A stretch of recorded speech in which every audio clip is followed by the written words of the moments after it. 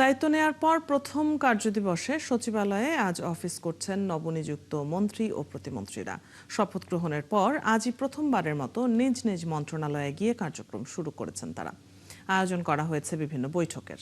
প্রথম দিন কর্মকর্তা কর্মচারীদের সাথে পরিচিত হওয়া এবং মন্ত্রণালয়ের সার্বিক কার্যক্রম সম্পর্কে ধারণা নেবেন তারা। এদিকে কর্মদিবস শুরুর দিন নতুন তথ্যমন্ত্রী আন্দালিব রহমান পার্থ বলেছেন, গণমাধ্যমে জুলাই গণ অভ্যুত্থানকে খাটো করে দেখানোর সুযোগ নেই। এ সময় তিনি ১৭ বছরের অবক্ষয় থেকে উঠে আসতে সবাইকে এক হয়ে কাজ করার আহ্বান জানান।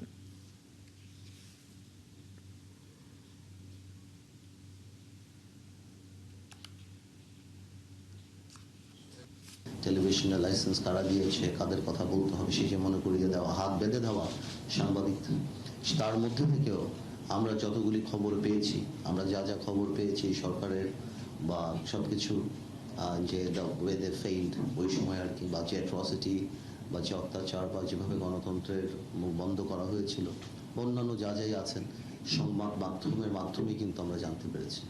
তো সুতরাং আমাদের এই জুলাই আন্দোলনে কোনোভাবেও সংবাদ মাধ্যম বা যারা যারা আছেন তাদের ভূমিকাকে খাটো করে দেখার কোনো সুযোগই নেই। আরম্ভ করে স্ট্যাচুটরি বডি পার্লামেন্ট থেকে আরম্ভ করে প্রত্যেকটা ডিপার্টমেন্টে এমনভাবে নৈতিক অবক্ষয় বা এমনভাবে কর্মপরিকল্পনা বা এমনভাবে করা হয়েছে যেটা সময় লাগবে, এটা আমিও বিশ্বাস করি।